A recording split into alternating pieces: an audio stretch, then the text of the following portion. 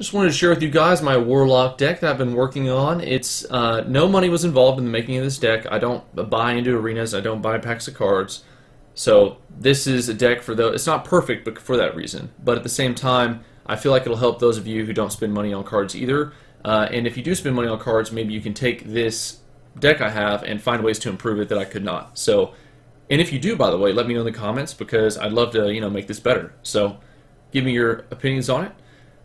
But basically, I'm going to split this video into two parts. The first part will be the deck, what's in it, and kind of basic strategies. And then the second part will be it in action. And that will be a better explanation, I feel, just because I'm terrible at explaining things without examples to show you guys. Real quick rundown. I've got 2 Mortal Coils, Power Overwhelming, 2 Blood Imps, a Flame Imp, 2 Void Walkers, Demon Fire, Acidic Swamp Ooze, got 2 of those. A Monty Berserker, Fairy Dragon, 2 Knife Jugglers, a Loot Hoarder, a Shadow Bolt, an Acolyte of Pain, Earthen Ring Farseer, Flesh-Eating Ghoul, Shattered Sun Cleric, Hellfire, Dark Iron Dwarf, Defender of Argus, 2 Twilight Drakes, Bane of Doom, Siphon Soul, Stormwind Champion, and Onyxia. This is an in-game deck, or excuse me, this is an early game deck with an in-game that's focused on Onyxia and her whelps. That's how you're going to put the nail in the coffin for your against the guy you're playing. So it sometimes can turn a little sour, but at the same time, I've played other games with this deck where you don't even need Onyxia at the end, you'll still win. It's a very, very solid deck, in my opinion. You're going to do, the main concept behind this deck is playing low-cost cards and making them in just value trades all the time. I know that's what you want to do with pretty much every other deck, but this deck in particular, I've got it set up as well as I can get it to where you'll play these 2-in-1 cost cards, and you'll pump them up with, like, you'll heal them with Earthen Ring Farseer, you'll, if you need to sacrifice one, you'll get value because you'll have a Flesh-Eating Ghoul to back it up, a Shattered Sun Cleric, even with the nerf, still great for buffing up those weaker cards. Dark Iron Dwarf does the same thing. Defender of Argus, I wish I had more of these, but I don't. One of the best card at getting value out of your others. And Twilight Drake really hones in on the Warlock's hero power, which of course is to draw more cards, and these 4 costs will play as a 5 or 6 cost just because of the health they'll have when you play it. It should be 6+, so that's pretty awesome. They go very well with these imps, by the way, wherever they are. Blood Imp, there we go. And then Bane of Doom, still kind of undecided on this card. It's good because it gives you better board control, which is the whole point of this deck, is to gain that solid board control by killing probably like a 2 or 3 cost creature and then giving you 1 as well. But sometimes it can backfire because it'll give you Blood Imp, which isn't bad, but it's definitely not worth 5 cost. Other times it'll give you a Dread Infernal, which is amazing, or like a Felguard or Succubus, something like that. And I think in those cases it's worth it. But if it gives you a Flame Imp or a Blood Imp, it's kind of disappointing, but still decent. I only have 1 Hellfire in here because it's basically the, oh, I'm getting destroyed button, just because a lot of times I'll end up the game having not even used this card. But the times I do use it, it saved my ass, just because it's when I'm getting overwhelmed by Paladins most of the time. I use this card, and I play it, and it nukes the deck, and then I can start gaining board control slowly again. But it's bad in the sense that it'll kill off all of my Blood Imps and stuff like that if I have to use it when my creature's on the board, so it's basically just a last-ditch effort. You throw it out there, trying to save yourself sort of thing. Siphon Soul, now this card's key just because it's your only removal. Universal removal. You want to get, when you get this card, you want to hold on to it for as long as you can until they play a Ragnaros or something like that. This is what that card's for. This is your get out of jail free card. It only works once. So, but I mean, of course, if you're going to get close to dying or if you're about to die, go ahead and use it. But that's what this is for. And then these 2 are your end game. You're going to play Onyxia turn 9 or turn 10. You're going to play Stormwind Champion right afterwards, and you're going to win the game. That's what happens most of the time. And if not, if you don't have a Stormwind Champion or something like that, but you do have Onyxia, you're going to go ahead and play, Defender of Argus, Dark Iron Dwarf, Shattered Sun Cleric, something like that. Flesh-Eating Ghoul is amazing with those. I've had 2 Knife Jugglers out and played my Onyxia, and that alone killed them off because you're shooting, I don't know how many times, but it's a pretty amazing combo. A lot of synergy with Onyxia and this deck. So that's kind of what it's based on. Ignore the name. It should be called the Onyxia deck. So anyways, that's the basic deck. I'm going to go ahead and play a game for you guys, and let me know what you think. Gul'dan versus Uther. I will fight with honor. Your soul. Alright, so we go ahead and get our first starting cards here. Now, you don't want the nuke, obviously. I don't want power overwhelming, but I will keep this too. And I'm playing a paladin, so Mortal Coil and Knife Juggler will be pretty nice against him. Hellfire might be too, so... even though it's a 4 cost, I do get the coin. So this could possibly be a 3 cost. So I am actually going to keep the Hellfire here. Normally you would not do this, but since I'm playing a paladin... ooh, a Blood Imp. That's kind of a bad draw right now, just because I might use the Hellfire. I'm probably going to have to use that Hellfire early just to kind of clear the board. And let's see what I get. Okay. Now, with the Blood Imp glitch right now, I'm going to go ahead and just play the Voidwalker first. In case he does get injured, I can go ahead and play the Blood Imp and heal him and give him 1 health. Put this apple on your head. Okay, that came out, alright. I'm assuming he's just going to start playing 1,000 freaking, what do you call them? Minions.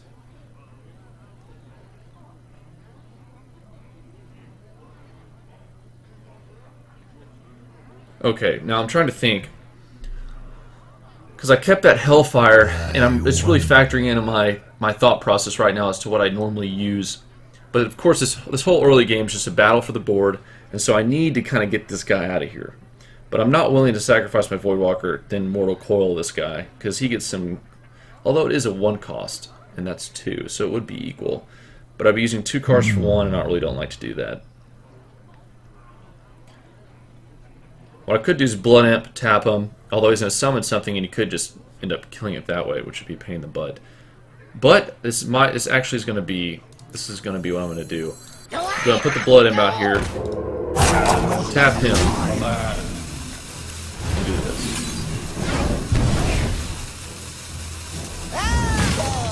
Kind of wanted to save the Imp for the heal, but in this case, I think this will be my best choice.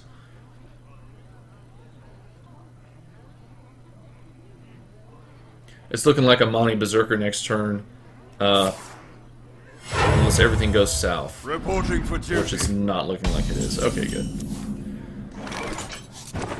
So we're going to try to get lucky here. Put this apple on your head. He does have Consecration in turn, so instead of playing the Berserker, I'm going to go ahead and play the Loot Hoarder. Let's see, Consecration is what, 2 damage across the board? No, I'm actually going to do this. It's time for a little blood. Oh, did not get lucky. That sucks. As you command. I don't like leaving his little peons on the board either, or his recruits, just because he could buff it up with Blessing of Kings or something ridiculous, but right now I've got a lot of guys on the board. It's enough to take out something like that, so we should be okay. Again, it's just me using my cheap creatures, trying to keep them alive as much as possible, best value trades. This is how you normally play the game with any class, but that's essentially the whole early game for this deck.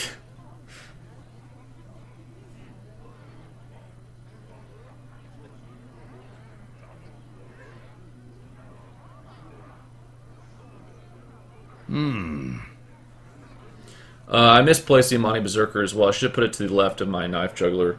Or, I mean, yeah, to the left of my Knife Juggler, so I can use my Defender of Argus well. Or better. Okay, the little sword comes out. True Silver Champion.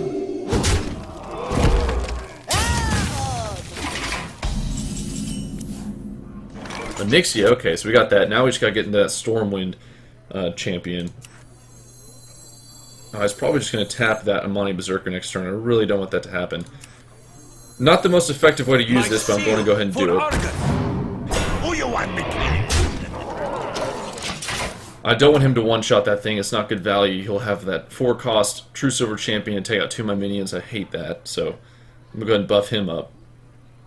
Consecrate for him would be kind of useless right now, just because when you consecrate with that Imp... No, he's going to go ahead and hit. Okay, here it comes. Okay, so 1 will survive. That was a good trade. He took out a 2 and a 1 cost with that 4-cost consecration, so I got ahead with that one. Not too bad of a trade. Let me go ahead and pick a card first. Another Blood Imp. It's actually not bad at all. So I'm a Blood Imp it and Loot Hoarder. There's, see, the heal, there's the glitch. The heal and the +1, so they're definitely going to fix that sometime soon. It's ridiculous. And it's not just the Warlock class, it gets that. Stormwind Champion, which is available for all classes, also does that, so definitely one of those things. And here's the newly nerfed Argent Defender, which is excellent in my case. Otherwise, he would be way better than he is right now. So this is a nice trade. And that thing came out, damn. So I'm going to go ahead and buff him up as well, make him effective with the newly nerfed Shattered Sun Cleric. Okay, so things are going pretty well. We really need to draw into that Stormwind Champion sometime just before turn 10, or actually by turn 10 we need the Stormwind Champion, because on turn 10 we will be playing him after Onyxia. So that's the whole goal of this deck, is to do that.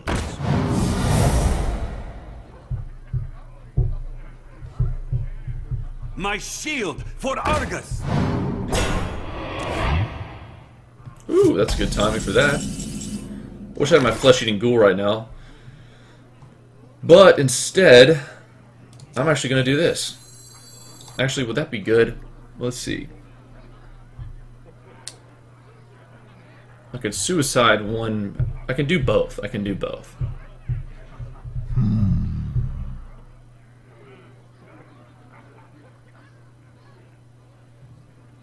4, 5, and 1, 2.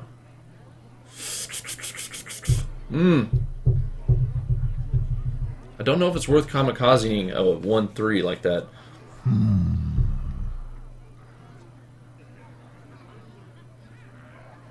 One of them are going to die regardless right now, so I'm going to go ahead and do this. I'd like to have my flesh-eating ghoul out right now, but I don't, so that's that. Bring the pain. So we got our 1 removal, so that's good to get right about now, just in case he starts playing some big stuff right now. Like the Pally Legendary, for instance. That would be pretty brutal, so that'd be a good way to get rid of it. Also, have not had a single acidic ooze drop so far, so once he gets those late game weapons, I can probably start taking care of those as well, because I should be getting some consistent ooze drops here pretty soon. Yeah, 14 cards left. Definitely. Wow, that's an interesting play. That's kind of a desperation move, actually, so this is looking well for us. Looking good. Need the Stormwind Champion. Did not get it that turn. Okay. We can put a nice taunt up. Why do you And buff it up here with our Demon Fire. Go ahead and draw a card. Flame Imp. Yeah. bring the pain? Done. I don't want to lose this guy yet, so I'm going to go ahead and do this. Get another card draw out of him. Not too bad. This also works really well with Onyxia. I've had an Onyxia drop when I had 2 of these guys out. That was pretty entertaining. That was pretty crazy. So I'm actually gonna, I might put him out. See, Consecration. Still have my imp, so that would save him. Put this apple on your head. There we go. Still Consecration free. Only things that would die would be my imp and my, oh my gosh, what the heck's he called? My Acolyte of Pain at this point. Unless he had some plus spell damage creature he dropped, then did that, that'd be pretty bad. But I need to start clearing my board soon anyway, just to make room for Onyxia's whelps.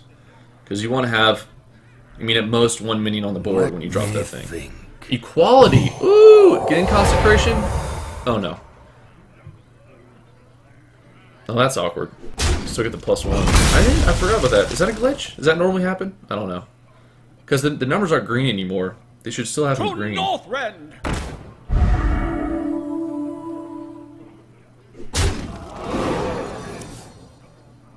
Yeah, I did not. I noticed another thing to notice is I did not get any Twilight Drakes this entire time. So typically they'd be buffing me up as well, but haven't had that luxury this turn. And this game might be concluding a little bit differently than it typically would, just because of my card drops. Because I'm tempted to play my Twilight Drake and just hold off on Onyxia. I mean, I don't have my Stormwind Champion yet. There are my 2 oozes. So I'm going to do that.